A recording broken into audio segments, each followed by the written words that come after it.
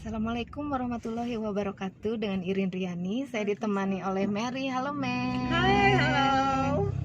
Nah, ini kan karena macet di jalan, kita ngobrol-ngobrol nih. Setahu saya Mary itu penari, bener ya Mary ya? Alhamdulillah, mantan sih, walaupun itu masih menjadi sesuatu yang ada di dalam hati.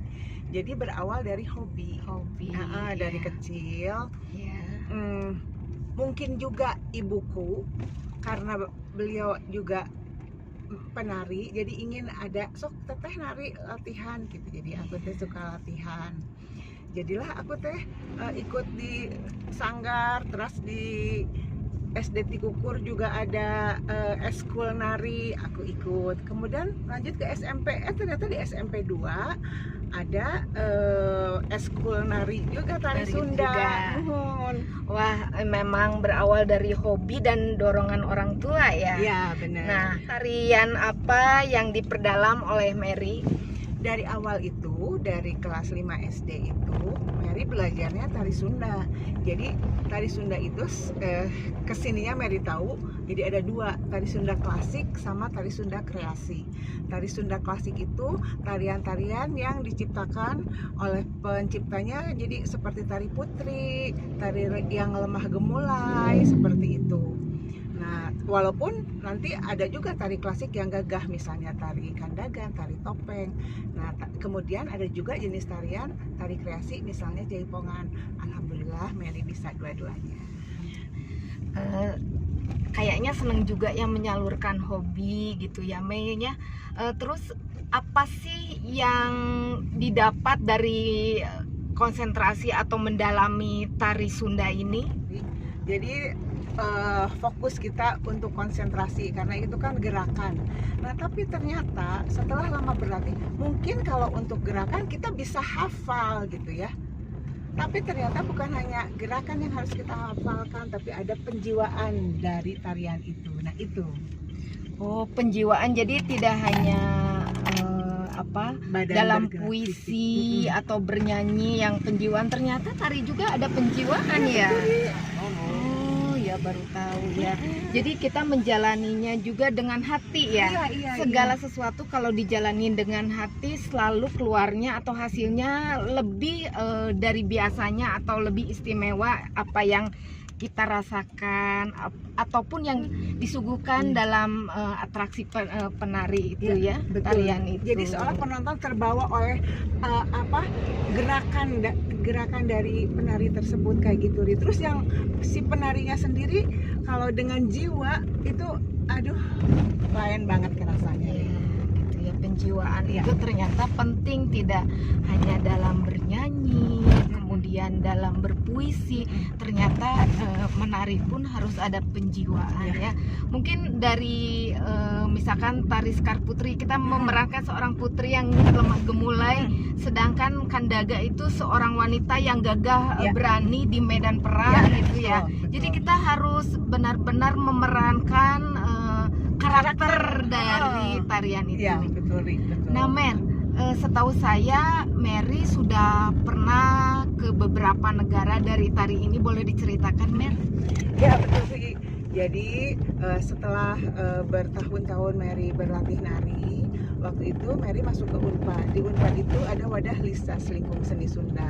Nah, dari Lisas itu Unpad sebagai universitas seringkali menampilkan tari-tarian sebagai ajang untuk kerjasama dengan pihak-pihak lain. Nah, mulanya intern di dalam lingkungan Unpad. Lama-lama Unpad bekerja sama juga dengan universitas-universitas luar negeri. Nah, kebijakan rektor waktu itu ingin misi budaya adalah sebagai jembatan untuk kerjasama tersebut, sehingga Mary mewakili Unpad pergi ke berbagai negara untuk menampilkan tari-tarian itu. Waduh, menyenangkan sekali keliling dunia dengan memberikan sebagai duta Indonesia di dalam tradisi atau kultur atau budaya Sunda ya. Mer, boleh diceritakan negara mana saja yang pernah dikunjungi dengan jalan menari ini? Iya. Pertama sekali tahun 90 dulu waktu Mary masih mahasiswa ke Malaysia, kemudian ke Jepang, kemudian ke Australia, kemudian ke Eropa, ke Belanda, ke Perancis, ke Jepang lagi, undangan lagi ke Australia lagi, bahkan kemudian ada juga ke negara-negara Korea, ada yang ke apa sih namanya di sana, Eropa Timur lah, Ri. Oh ya Rin, ada satu lagi negara yang sudah aku kunjungi, yaitu Amerika. Waktu itu aku tampil di Los Angeles. Yes. Ya, jadi sengaja kali ini saya mewawancarai Mary karena saya termasuk orang yang ingin melestarikan budaya Sunda.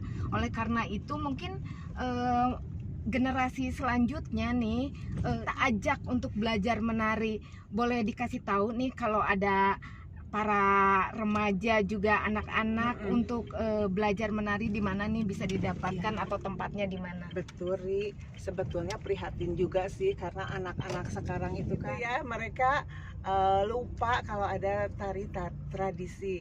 Nah, untuk supaya mereka bisa kembali setidaknya mengenal dan tahu, meneruskan lebih bagus. Mary dari awal dulu itu berlatih di gelanggang generasi muda. Ya, di jalan apa tuh Mel? Di Jalan Merdeka, Ri. Kebetulan tempatnya di pusat kota banget, jadi bisa mudah dijangkau. Setiap hari Selasa jam 3. Ya, berarti sampai sekarang sudah dibuka lagi? Ya, betul. Atau masih sebetulnya kalau dulu itu seminggu 2 kali, Selasa dan Jumat. Tapi karena ini pandemi dan baru dibuka lagi, kita hanya di hari Selasa saja dulu. Oh, jadi masih bisa, udah dibuka kembali. Iya. Dengan pelatih di sana Ibu Yati Mamat. Iya. Nah teman-teman, itulah informasi dari Mary, seorang penari yang sudah makan asam garam sampai keliling ke luar negeri.